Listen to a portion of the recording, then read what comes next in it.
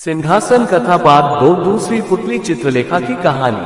अगले दिन जैसे ही राजा भोज ने सिंहासन पर बैठना चाहा, तो दूसरी पुतली बोली, जो राजा विक्रमादित्य जैसा गुणी हो, पराक्रमी हो, यशस्वी हो, वही बैठ सकता है इस सिंहासन पर। राजा ने पूछा, विक्रमादित्य में क्या गुण थे?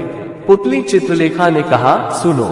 एक बार राजा विक्रमादित्य की इच्छा योग साधने की हुई। अपना राजपाट अपने छोटे भाई भर्तृहरि को सौंपकर अन्न में भभूत लगाकर जंगल में चले गए। उसी जंगल में एक ब्राह्मण तपस्या कर रहा था। देवताओं ने प्रसन्न होकर उस ब्राह्मण को एक फल दिया और कहा, जो इसे खा लेगा वह अमर हो जाएगा। ब्राह्मण ने वह फल को अपनी पत्नी को दे दिया। पत्नी ने उससे कहा, इसे राजा को दे आओ और बदले में कुछ धन ले आओ। ब्राह्मण ने जाकर वह फल राजा को दे दिया। राजा अपनी रानी को बहुत प्यार करता था। उसने वह फल अपनी रानी का दे दिया। रानी का प्रेम शहर के कोतवाल से था।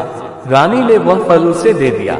कोतवाल एक वेश्या के पास जाया करता था। उसने वह फल वेश्या को दे दिया।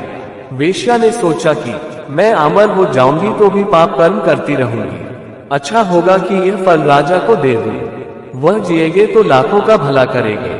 ये सोचकर उसने दरबार में जाकर वह फल राजा को दे दिया। फल को देखकर राजा चकित रह गए। उन्हें सारा भेद मालूम हुआ तो बड़ा दुख हुआ।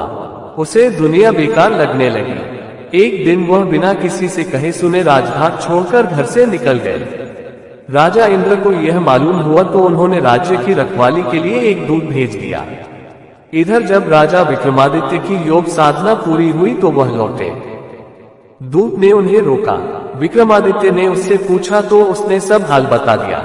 विक्रमादित्य ने अपना नाम बताया, फिर भी दूत ने उन्हें न जाने दिया। बोला, तुम विक्रमादित्य हो तो पहले मुझसे लड़ो। दोनों में लड़ाई हुई। विक्रमादित्य ने उसे पछाड़ दिया। दूत बोला, मुझे छोड़ दो, मैं किसी दिन आपके काम आऊंगा। इतना कहकर पुतली बोली, राजन, क्या आप में इतना पराक्रम है कि इंद्र के दूत को हराकर अपना गुलाम बना सको?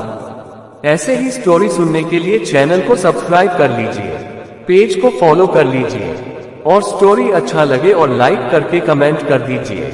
नेक्स्ट स्टोरी सुनिए पार्ट 3।